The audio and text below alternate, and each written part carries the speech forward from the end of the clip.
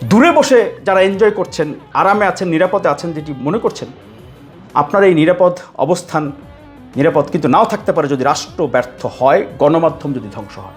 বাংলাদেশের সাংবাদিকদের নিয়ে অনেক বদনাম আছে, তোষামোদী, তেলবাজি, চাটুকারিতা, মিথ্যাচার করা, তারপরে হচ্ছে নানা রকম আছে না, চাকরির জন্য নিজের সব কিছু বিকিয়ে দেওয়া, এরকম অনেক কিছু আছে। তো আছে কিন্তু মালিকদের তোষামোদ করা আছে না। এই যে অপসাংবাদিকতা, এই যে সংঘবদ্ধ মিথ্যা শিরোনাম করে বিএনপি বিরুদ্ধে, বিএনপি বাদ দেন, আপনার হয়তো বারবার বিএনপি বললে আপনার কাছে মনে হবে যে আমি হয়তো বিএনপি করতেছি, তাই না? আজকে আমার সাংবাদিক সহকর্মী বন্ধুরা যারা হয়তো দূরে বসে নিজের নিরাপদ মনে করছেন, দূরে বসে থেকে হয়তো ভাবছেন যে নিজে হয়তো নিরাপদে আছেন, মিরাজ হোসেন গাজী একা একা চিল্লাচ্ছে, আমি কিন্তু চিল্লাচ্ছি রাজনৈতিক উদ্দেশ্যে কিন্তু না, মনে রাখবেন, ব্যক্তিগত স্বার্থের জন্যও কিন্তু না, সাংবাদিকতার পেশাদারিত্বের জন্যে। কিন্তু আপনাদের কাছে কারো কাছে মনে হবে যে তারেক রহমানের বিরুদ্ধে নিউজ হয়েছে, তারেক রহমান বা বিএনপির বিরুদ্ধে মিথ্যা নিউজ হয়েছে বলে মিরাজ গাজী প্রতিবাদ করতেছে, তাতে এটা আমাদেরকে, আমাদের জামাতের বিরুদ্ধে বা আওয়ামী লীগের বিরুদ্ধে, অমুকের বিরুদ্ধে তো হয় নাই, তাই না?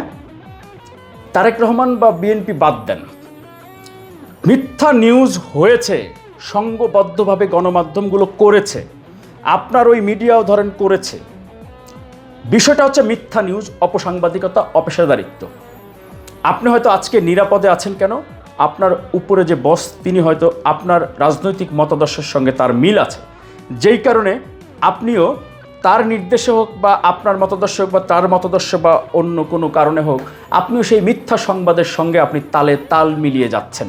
পরিস্থিতি যদি এমন হয়, আগামীকাল যদি আপনার ওই বস যদি এমন কেউ বসেন, আপনাকে যদি তখন বাধ্য করেন আপনার পছন্দের দলের বিরুদ্ধে মিথ্যা নিউজ করতে, আপনি যদি দেখেন যে এরকমভাবে কোনো একদিন আরও কয়েকটা গণমাধ্যম সংঘবদ্ধভাবে আপনার দলের বিরুদ্ধেই মিথ্যা নিউজ করে জনগণের সামনে ভিলেন হিসেবে উপস্থাপন করছে আপনার পছন্দের দলকে, সেদিন কিন্তু আপনি কিছু বলতে পারবেন না। কারণ কি?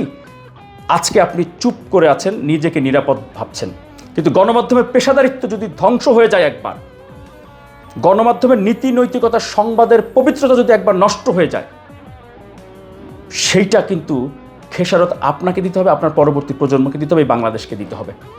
111-এর সময়ে যখন বিএনপির বিরুদ্ধে বা অন্যান্য রাজনৈতিক দলের বিরুদ্ধে যখন মিথ্যা সংবাদ শিরোনাম করে তাদেরকে চরিত্রহরণ করা হয়েছিল, তখন যদি একজন মিরাজ হোসেন গাজী এরকম প্রতিবাদ একটু হইলেও করতেন, তাহলে পরে এত বড় ডিজাস্টার হইতো না, এত বড় ধ্বংসের বাস্তবতা তৈরি হইতো না।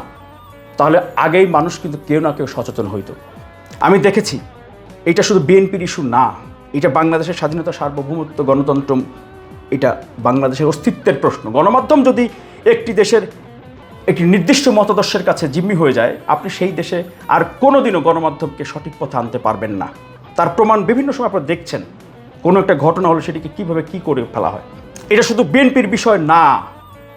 আজকে হয়তো কেউ কেউ মনে করবেন বিএনপির বিষয়ে আমার কি, দূরে বসে হাততালি দেবে না, বিএনপির বিষয়ে আমার কি যায় আসে।